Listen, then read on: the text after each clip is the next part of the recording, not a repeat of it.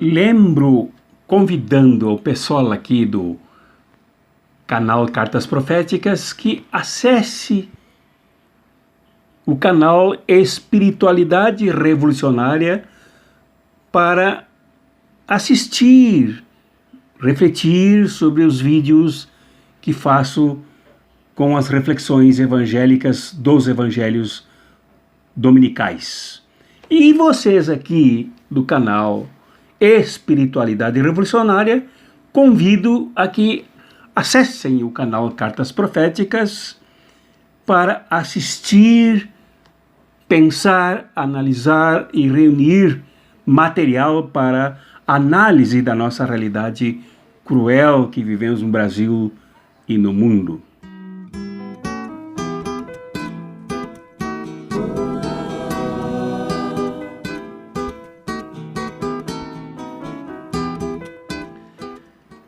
Este evangelho de hoje, de João, capítulo 11, do 1º ao 45º versículo, é de um significado enorme, principalmente para este momento de cheiro de morte de fato, com a atuação e a partir da atuação deste vírus que se alastra pelo mundo todo, criando uma pandemia.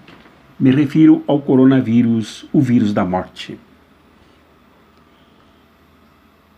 Quando se deu, de acordo com a narrativa de São João, capítulo 11, a ressurreição de Lázaro, pela intervenção de Jesus, percebe-se ali no quadro todo o luto, a tristeza, as sombras da morte, apesar em forma de luto, que fez até Jesus mesmo chorar e criou o ambiente de profunda tristeza em Marta e Maria.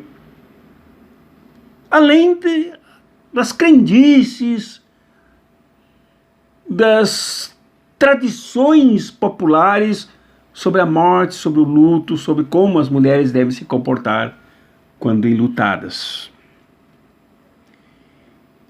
Pois bem, Jesus, ao saber da doença do seu amigo Lázaro, se dirigiu para Betânia, onde moravam Marta, Maria, suas irmãs e ele quando vivo.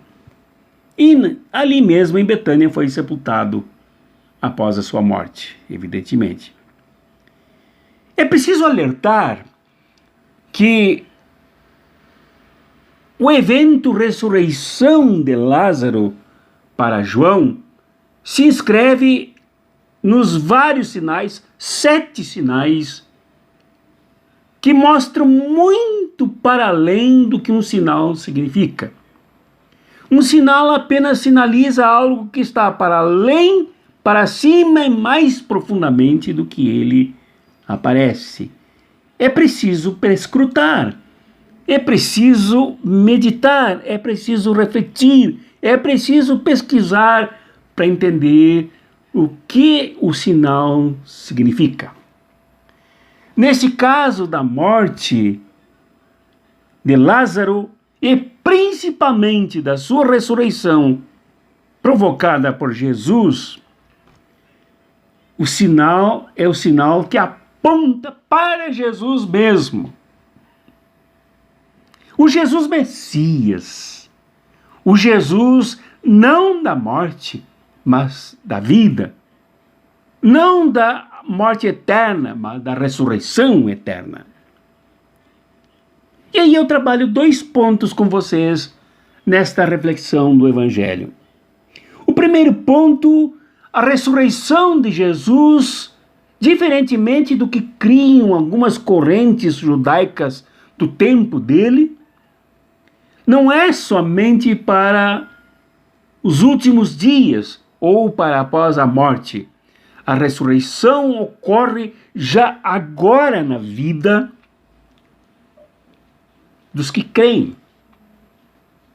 Não é para depois. Porque João lida sempre dialeticamente com a duplicidade, vida e morte. Com essas duas forças sempre atuando na existência humana. O ser humano zigue-zagueia entre a vida e a morte desde que nasce até que morre. Quando não crê em Jesus, o ser humano sucumbe o tempo inteiro à morte e vive da morte. A morte impera sobre ele. A morte determina os seus pensamentos, esquadrinha os seus projetos e conduz os passos do ser humano e o comportamento muitas vezes maléfico, injusto do ser humano. Quando ele crê, ele ressuscita. Foi o que aconteceu com Marta e Maria. Marta e Maria lamentavam profundamente a morte do irmão Lázaro. Por isso mandaram chamar Jesus. Tanto é que quando Jesus chegou, Marta logo disse: olha, se estivesses aqui, nosso irmão Lázaro não teria morrido. Uma frase que significa também luto. Significa a perda, o peso da perda, a dor da perda. E o único apelo que sobrava para ela, a única saída para ela, seria a presença de Jesus, que não acontecia. Marta e Maria viviam num ambiente cultural de muitas crendices. Uma delas é de que as mulheres, quando perdiam um ente querido, elas tinham que ficar com casa fechadas. Não podiam nem sentar em bancos ou em cadeiras.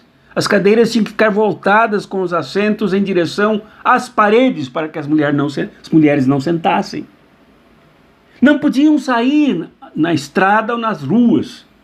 Se por acaso, por alguma necessidade, saíssem e fossem cumprimentadas, não deveriam responder aos cumprimentos. As mulheres viviam não só no ambiente do luto, sob opressão, sob massacre, um machismo da lei mal interpretada e mal vivenciada, extremizada desumanamente contra as mulheres. E Jesus foi aonde diretamente? Exatamente na casa de duas mulheres. Foi justamente na casa de Marta e Maria. Maria, com quem ele já tivera uma experiência anterior, quando ela entrou no local em que ele estava, enxugou seus pés com as lágrimas, buscando nele compaixão, misericórdia. E encontrou. Marta e Maria hospedaram Jesus. As mulheres naquele tempo não podiam falar muito. Marta falou, conversou com Jesus, até dando a entender que ela era a líder da comunidade de João. Não era Pedro o líder, mas ela. Pedro estava em baixa, ela estava em alta. Ela tinha a voz da comunidade, ela fazia interlocução da comunidade com Jesus, ela dialogava com Jesus, ela compartilhava a dor com Jesus. Jesus então ressuscitou a própria Marta e depois ressuscitou Maria. Marta se dirigiu a Maria e disse: olha, o mestre chegou. Maria veio imediatamente conversar com ele. As duas se libertaram, saíram para a estrada em direção ao cemitério com Jesus, sem se preocupar com lendas, sem se preocupar com o machismo, sem se preocupar com o preconceito, livres. Porque Jesus, vivo e ressurreto, ressuscita a mulher, ressuscita as mulheres, ressuscita as pessoas e lhes dá a voz, lhes dá audiência, lhes dá a capacidade de serem sujeitas do processo. Ressurreição vem pela fé. E a ressurreição pela fé liberta e coloca as pessoas na postura de dignidade com a qual Jesus gosta de lidar. Com pessoas dignas, com pessoas que não baixam a cabeça, com as mulheres que não baixam a cabeça para o machismo, para os maus tratos, mas que levantam a cabeça de forma digna. Esta é a ressurreição. Não é para depois da morte. É para agora. Inseridas na história, é que devemos viver a ressurreição, que é a libertação de tudo o que distorce, tudo o que massacra, tudo que oprime, como as mulheres viviam em Betânia e viviam antigamente, antes de Jesus encontrar com elas. E o segundo ponto que quero destacar aqui, o último, é que a fé faz com que o Messias que Jesus era chegue na vida das pessoas e haja na vida das pessoas. E foi isso que naquele pronunciamento que Marta fez dentro da casa dela, não foi numa sinagoga, não foi num templo, não foi numa catedral, não foi num shopping, não foi numa praça iluminada, mas dentro da choupana, dentro da casa dela, Marta fez uma declaração que os outros evangelhos dizem que foi Pedro que fez. Como Pedro estava em baixa, aqui Pedro não apitava nada no evangelho de João, porque foi escrito por mulheres. Aqui quem falou, agora vivendo a ressurreição que Jesus trazia, quem disse que Jesus era Messias, depois que Jesus disse: eu sou a ressurreição e a vida, quem crê em mim, mesmo que morra, viverá. Todo aquele que crê em mim não morrerá jamais. Aí Jesus vai direto a Marta: crês isto?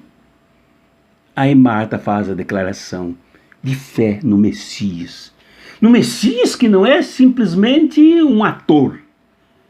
O Messias que não é simplesmente alguém que aparece de vez em quando, que não é um corpo doutrinário, mas que é um projeto, é uma vida. Ela disse: sim, Senhor, eu creio firmemente que Tu és o Messias, o Filho de Deus, que deveria vir ao mundo. Que deveria vir ao mundo e que veio ao mundo. Estava no mundo, estava na casa dela, estava junto com ela. É isso que a fé faz. Liga, vincula as pessoas com aquele que liberta e traz a ressurreição. Para aqui e agora, para que a pessoa absorva a libertação aqui e agora, se liberte integralmente.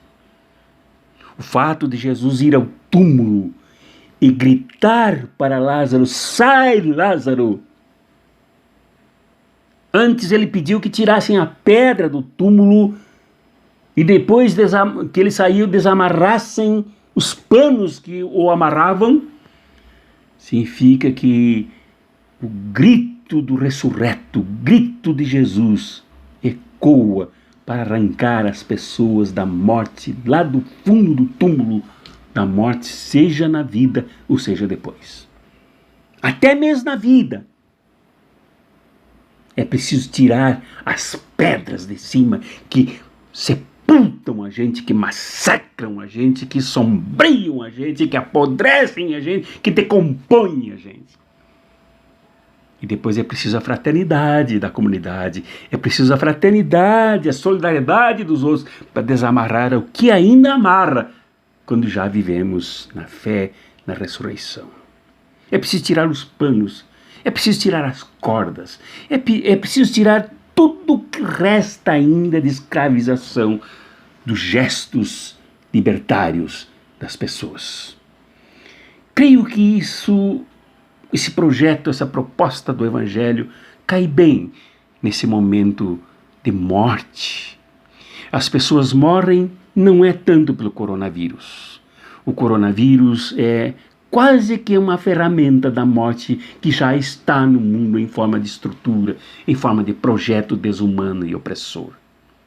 É preciso que creiamos na vida, é preciso que acolhamos o Cristo vivo, ressurreto, o Messias libertador, para que nos libertemos da morte, impedindo que seja coronavírus, seja epidemia que for, seja pandemia, seja lá o que for, enfrentemos como aqueles que creem, como Marta e Maria e como os discípulos e discípulas de Jesus. Deus esteja com vocês. Ele está no meio de nós. Em nome do Pai, do Filho e do Espírito Santo. Amém.